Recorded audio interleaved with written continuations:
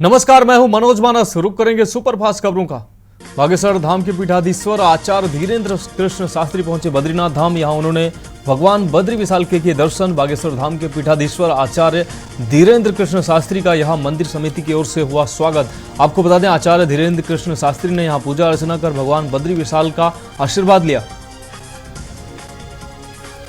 उत्तराखंड शिक्षा विभाग में 65 साल के सेवानिवृत्त शिक्षक भी संकुल और ब्लॉक संदर्भ व्यक्ति के पद पर पा सकेंगे नियुक्ति। 955 पदों पर आउटसोर्स से होने वाली नियुक्तियों के लिए शासन ने सेवा शर्तें तय करते हुए आदेश जारी किए हैं। इसमें सेवानिवृत्त शिक्षकों के लिए 10% रखे गए हैं पद, जबकि अन्य के लिए आयु सीमा न्यूनतम 21 से 42 वर्ष रखी गई है। गंगोत्री धाम में देवगाड़ के पास पहाड़ी के बीच से निकला धुआं निकलने के कारण अभी स्पष्ट नहीं हो पाए हैं। लोगों का कहना है कि बीते भूकंप के बाद ये धुआं दिखाई दिया है। वाडिया इंस्टीट्यूट से जुड़े भूवैज्ञानिक डॉक्टर सुशील कुमार का कहना है कि पहाड़ों में जमीन के नीचे गर्म पानी के स्रोत होते हैं। हरिद्वार में युवक ने खुद की हत्या दर्शाने के मकसद से भिखारी को खाना खिलाने के बहाने बुलाकर ले गया। इसके बाद पाठल से उसका गला काटा। गैर संप्रदाय की युवती से विवाह करने के लिए युवक ने भिक्षुक की हत्या कर खुद को मृत दर्शा दिया था और उसके बाद युवती से विवाह की अदालत ने इस मामले में प्रेमी और प्रेमिका को दोषी पाते हुए आजीवन कारावास की सजा सुनाई। देहरादून में सीएम पुष्कर सिंह धामी ने कार्यक्रम में निर्मित विभिन्न ऐप एवं पोर्टल का किया है शुभारंभ। डिजिटल नवाचार से सुशासन की ओर के तहत आयोजन किया गया global investor summit 2023 road show में किया प्रतिभाग।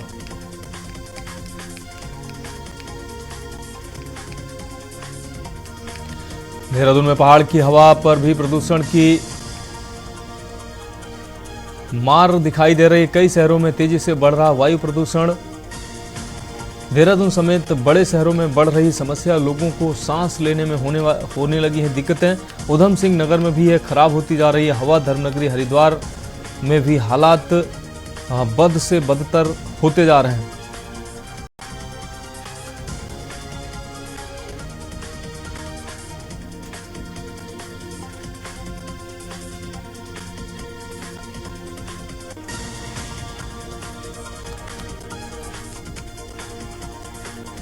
देहरादून में सीएम पुष्कर सिंह धामी ने कार्यक्रम में निर्मित विभिन्न ऐप एवं पोर्टल का किया है शुभारंभ। डिजिटल नवाचार से सुशासन की ओर के तहत आयोजन किया गया ग्लोबल इन्वेस्टर समिट 2023 के रोड शो में प्रतिभाग किया।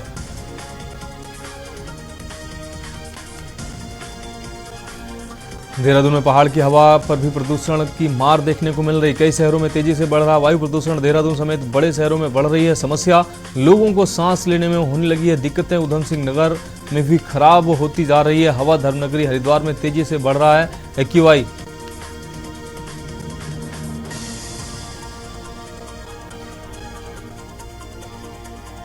अलीगढ़ में निकाह से चंद घंटे पहले लालची दूल्हे ने दुल्हन को फोन कर रखी कार की डिमांड। दहेज में कार न मिलने से दूल्हे ने किया शादी से इनकार। सूचना पर पहुंची स्थानीय पुलिस ने परिजनों को समझा बुझाकर शादी कराई। संपन्न कोतवाली अतरौली क्षेत्र का है मामला। अमेठी में दबंगों में नहीं दिख रहा है पुलिस का खौफ। बीच सड़क पर 3 बेखौफ दबंगों ने युवक की जमकर पिटाई की है। दबंग युवकों ने पुरानी रंजिश को लेकर एक युवक की सरेराह लात घूंसों से जमकर पिटाई की है। किसी तरह युवक ने दबंगों के चंगुल से अपने आप को छुड़ाकर जान बचाई। संभल जिले के गांव के सरकारी स्कूल में डीपीटी की वैक्सीन लगने के बाद 80 बच्चों की हालत बिगड़ी है। बच्चों की तबीयत बिगड़ने से स्वास्थ्य विभाग में हड़कंप मच गया है। वहीं अभिभावकों ने भी जमकर हंगामा किया है। मौके पर स्वास्थ्य विभाग के अधिकारी भी पहुंचे हैं। बागपत पहुंचे राष्ट्रीय लोकदल के राष्ट्रीय महासचिव का विवादित बयान सामने आया है। उन्होंने कहा उत्तर प्रदेश में सबसे बड़ा खतरा शिक्षा विभाग है। बढ़ती फीस से त्रस्त हैं यूपी के किसान। कानून व्यवस्था पर भी उठे हैं सवाल। कहा एक अपराध जो संगठित अपराध है जिसमें योगी के अफसर भी शामिल हैं, नहीं होती है सुनवाई। हमीरपुर अवैध खनन करने वालों से उचित लाभ लेने के बाद उन्हें अधिकारियों की लोकेशन देने के मामले में ललपुरा पुलिस ने खनन अधिकारी की तहरीर के आधार पर 2 आरोपितों को गिरफ्तार कर विभिन्न धाराओं में मुकदमा दर्ज किया है। वहीं पकड़े गए दोनों आरोपितों में एक कलेक्ट्रेट कर्मचारी भी निकला। बागपत में पुलिस की नलकूप उपकरण चोर गिरोह के सदस्य से मुठभेड़ हो गई है। चेकिंग कर रही पुलिस पर चोरों ने फायरिंग कर दी है जवाबी कार्रवाई। आपको बता दें, फायरिंग में 2 चोरों के पैर में गोली लगी है। पुलिस की जवाबी कार्रवाई में मुठभेड़ के दौरान पुलिस ने 4 शातिर चोरों को गिरफ्तार किया है।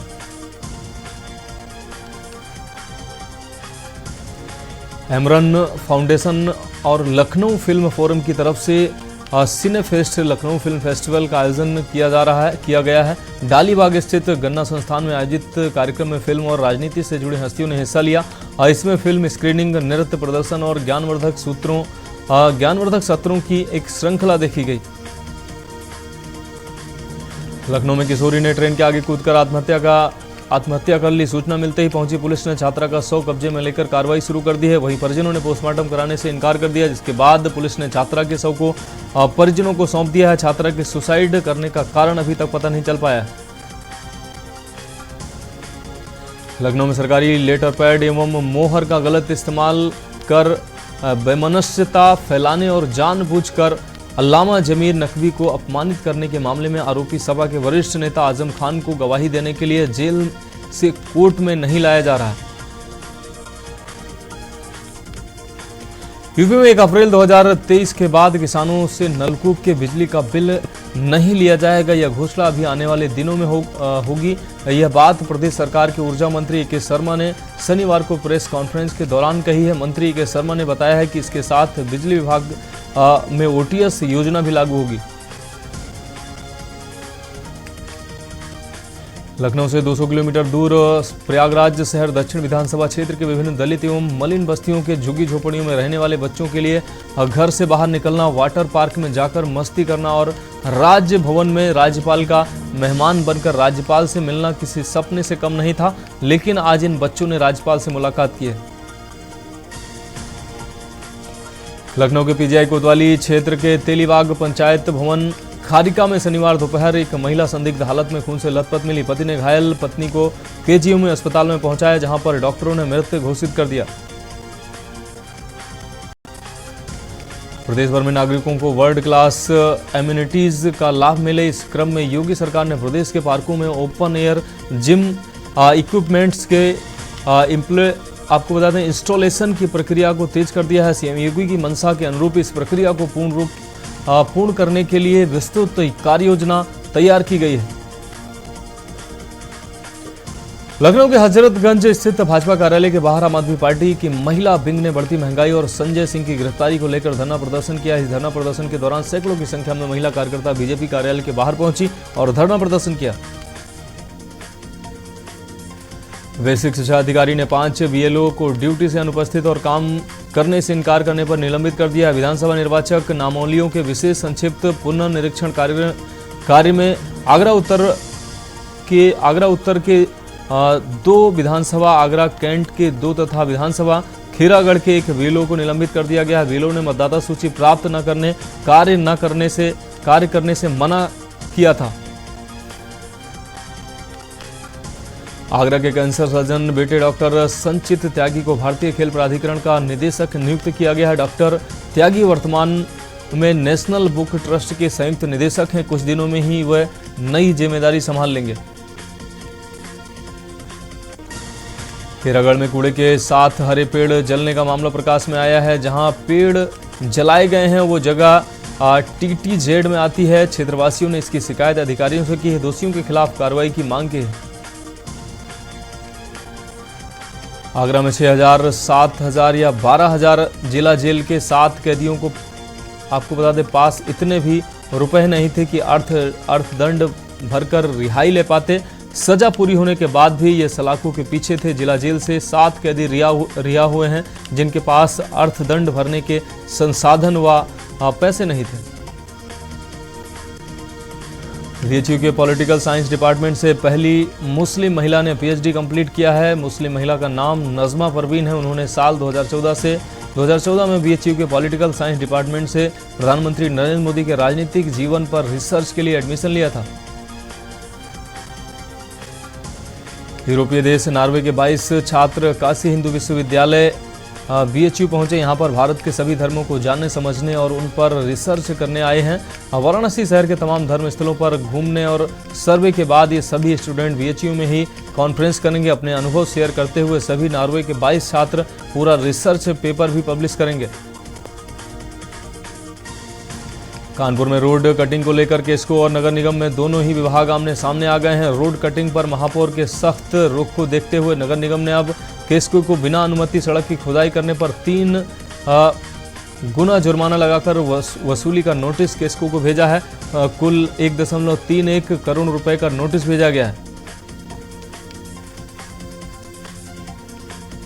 कानपुर में नगर निगम की नाक के नीचे ही अवैध पार्किंग के नाम पर वसूली का खेल चल रहा है। शासनादेश के मुताबिक पूरे शहर में फुटपाथ पर पार्किंग बंद है, लेकिन बावजूद इसके मोतीझील कैंपस के रोड किनारे स्थित फुटपाथ पर गाड़ियों से अवैध तरीके से पार्किंग वसूला जा रहा है।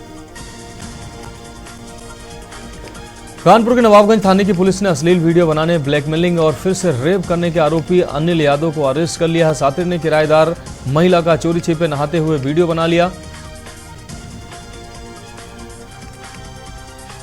कानपुर में दीपावली के नजदीक आते ही शहर की सफाई को लेकर विशेष सफाई अभियान का खाका तैयार किया गया है। इसको लेकर महापौर प्रमिला पांडे ने नगर निगम मुख्यालय में अधिकारियों संग बैठक की है। वहीं गोबर के निस्तारण को लेकर भी चर्चा की गई। बैठक में अपर नगर आयुक्त प्रतिपाल चौहान समेत अन्य अधिकारी भी मौजूद रहे।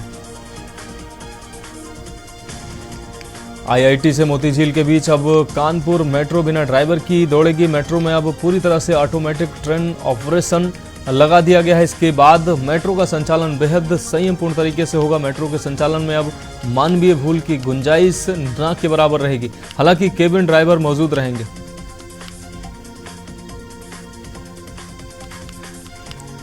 कानपुर के घाटमपुर में यमुना तटवर्ती स्थित नेवेली पावर प्लांट में बिजली उत्पादन नए वर्ष से शुरू हो जाएगा। इसके बाद यहां पर 2 यूनिटों का काम चलेगा। मार्च तक इसको पूरी होने की उम्मीद है। यहां पर पहली बार यूनिट का ऑयल वेस्ट टेस्ट सफल रहा है। नए वर्ष में प्रधानमंत्री मोदी पहली इकाई का शुभारंभ करेंगे। यह जानकारी पावर प्लांट के सीईओ संतोष सिंह ने दी है। कानपुर के नरवल थाना क्षेत्र के अंतर्गत उपजाऊ जमीन दिखाकर बंजर जमीन बेचे जाने का मामला प्रकाश में आया है। पीड़ित ने नरवल थाने पहुंचकर पुलिस से शिकायत कर न्याय की गुहार लगाई है। पुलिस ने शिकायत के आधार पर लेखपाल समेत 5 पर धोखाधड़ी समेत अन्य धाराओं में मुकदमा दर्ज कर मामले की जांच पड़ताल शुरू कर दी।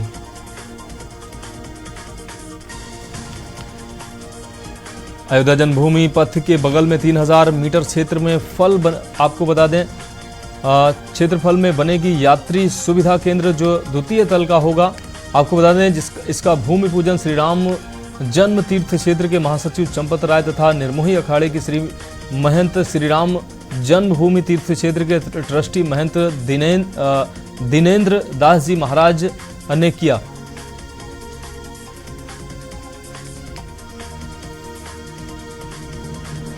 प्रयागराज शहर दक्षिण विधानसभा क्षेत्र के विभिन्न दलित एवं मलिन बस्तियों के झुग्गी झोपड़ी में रहने वाले बच्चों के लिए घर से बाहर निकलना, वाटर पार्क में जाकर मस्ती करना और राजभवन में राज्यपाल का मेहमान बनकर राज्यपाल से मिलना किसी सपने से कम नहीं था। लेकिन उत्तर प्रदेश सरकार के औद्योगिक विकास मंत्री नंद गोपाल नंदी ने उनके सपने को हकीकत में बदल दिया।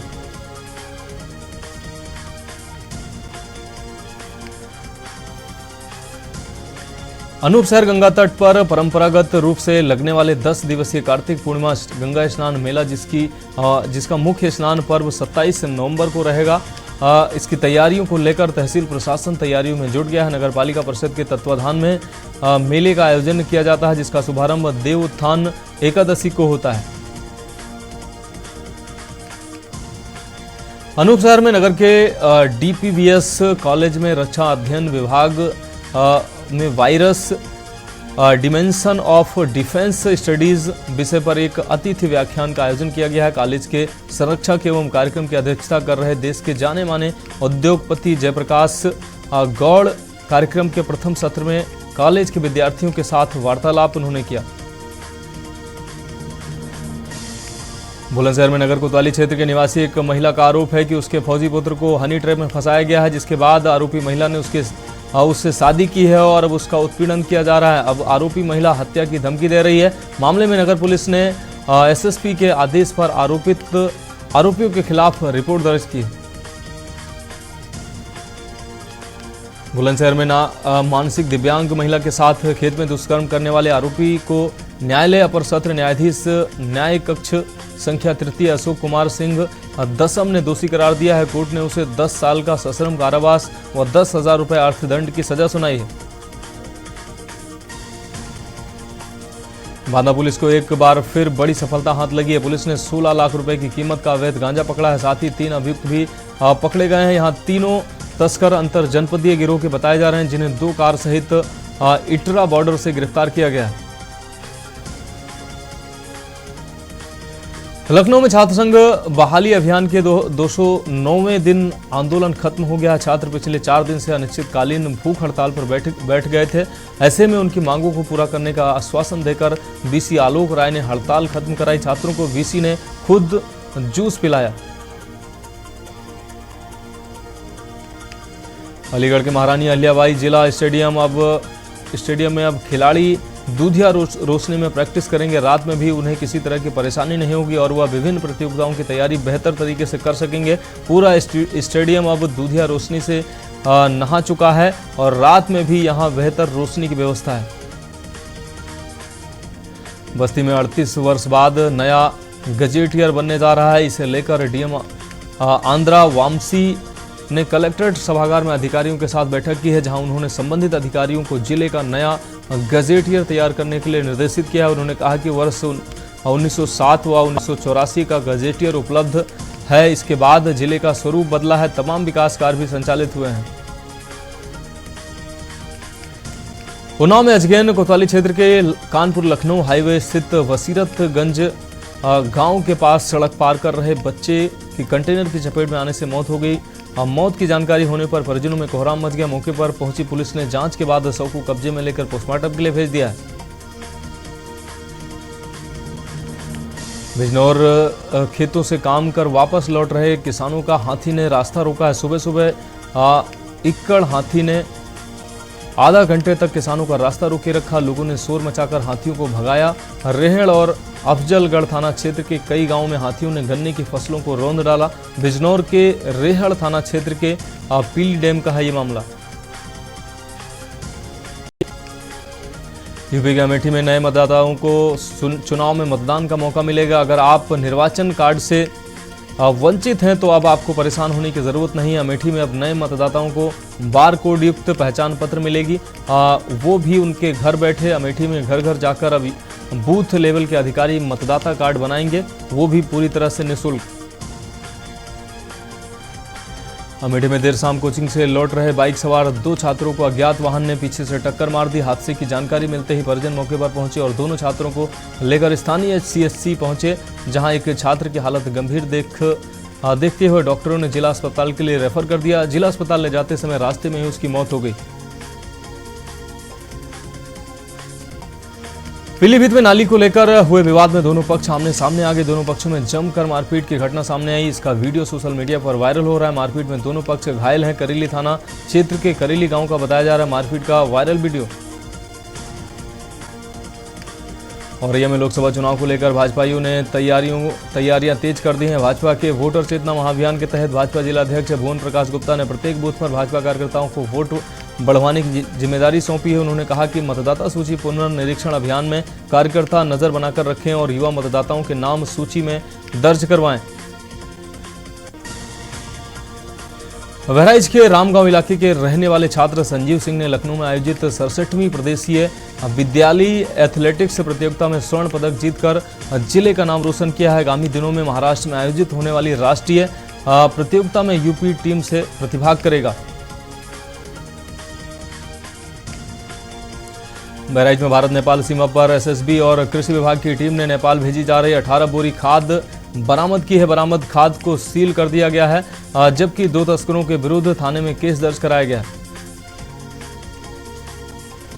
अम्बेडकर नगर में राजे सुल्तानपुर थाना इलाके के गढ़वल कुम्हरिया मुख्य मार्ग पर बड़ी क्योटाही के निकट अनियंत्रित पिकअप की टक्कर से सवारियों से भरा ऑटो पलट गया, जिसमें सवार 2 महिलाओं की मौत हो गई, जबकि 3 अन्य की हालत नाजुक बताई जा रही है। सूचना पर पहुंची पुलिस ने मृतक का शव कब्जे में लेकर पोस्टमार्टम के लिए भेज दिया है।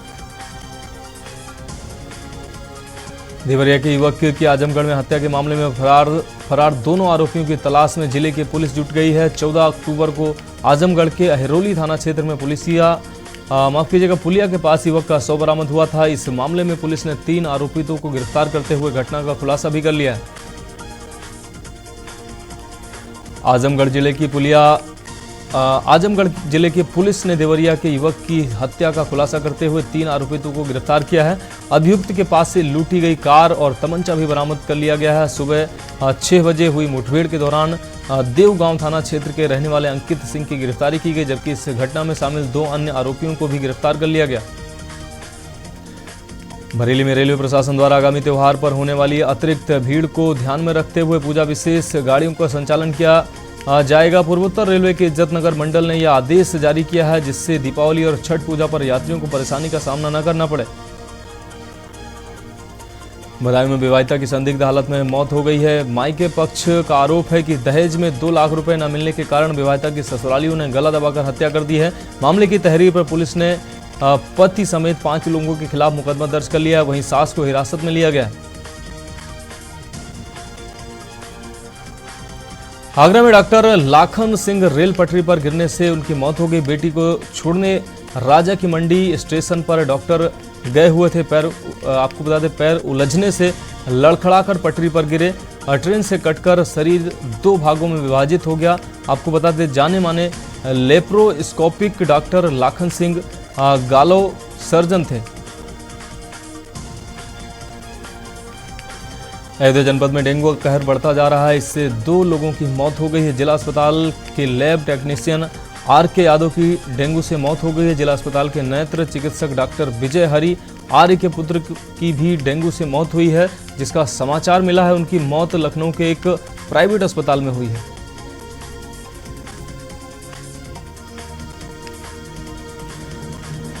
मुख्यमंत्री के सलाहकार अवनीश अवस्थी आज अयोध्या पहुंचे हैं। उन्होंने अयोध्या के जीआईसी ग्राउंड में होने वाली नेशनल सीनियर तीरंदाजी प्रतियोगिता की तैयारियों को लेकर अधिकारियों और जीआईसी के प्रिंसिपल से मुलाकात की है। यह प्रतियोगिता 25 नवंबर से 29 नवंबर तक आयोजित की जाएगी, जिसका उद्घाटन मुख्यमंत्री योगी आदित्यनाथ करेंगे और वह समापन केंद्रीय मंत्री अनुराग ठाकुर करेंगे। अमेठी में जगदीशपुर विधानसभा क्षेत्र के वासियों के लिए राहत भरी खबर है। विधायक सुरेश पासी के अथक प्रयास से क्षेत्र की बदहाल इन्होना रुदौली रीछ घाट तक 20 किलोमीटर लंबे सड़क का निर्माण दोबारा जल्द शुरू होने की उम्मीद जगी है।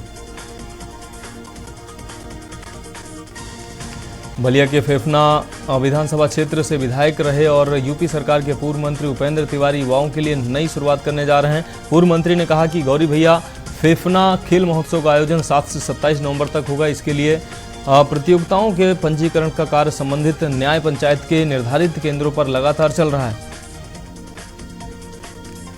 बलिया में बांसडीह मनियर मार्ग पर आदर गांव के पास टेम्पो पलट जाने से महिला की मौत हो गई। इस घटना में 3 अन्य महिला गंभीर रूप से महिलाएं घायल हो गई। सूचना मिलने पर मौके पर पहुंची पुलिस ने स्थानीय लोगों की सहायता से घायलों को पीएचसी में पहुंचाया, जहां चिकित्सकों ने घायलों की स्थिति गंभीर देखते हुए प्राथमिक उपचार के पश्चात उन्हें जिला अस्पताल रेफर कर दिया।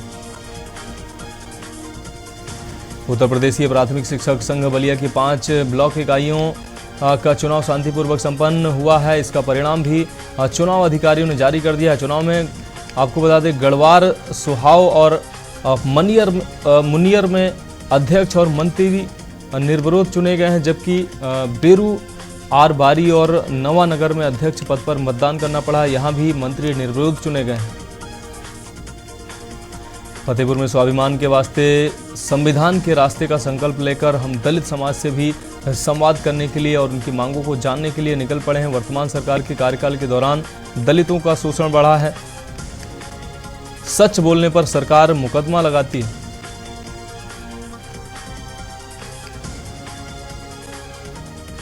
फतेहपुर में मकान निर्माण कार्य के दौरान पानी भरने की मोटर तालाब में गिरने पर मजदूर तालाब में कूदकर मोटर निकालने गया। उसी दौरान खरपतवार के नीचे फंस जाने से उसकी डूबकर मौत हो गई।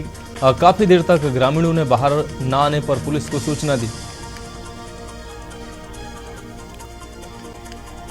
फतेहपुर में 2 साल पहले पत्नी और मासूम बेटी की पिता और चाचा के साथ मिलकर हत्या करने के बाद फरार चल रहे आरोपी युवक को पुलिस ने गिरफ्तार कर लिया है, जिसका खुलासा पुलिस ने किया है और 100 को ठिकाने लगाने में सहयोग करने वाले 2 लोगों की तलाश शुरू कर दी है।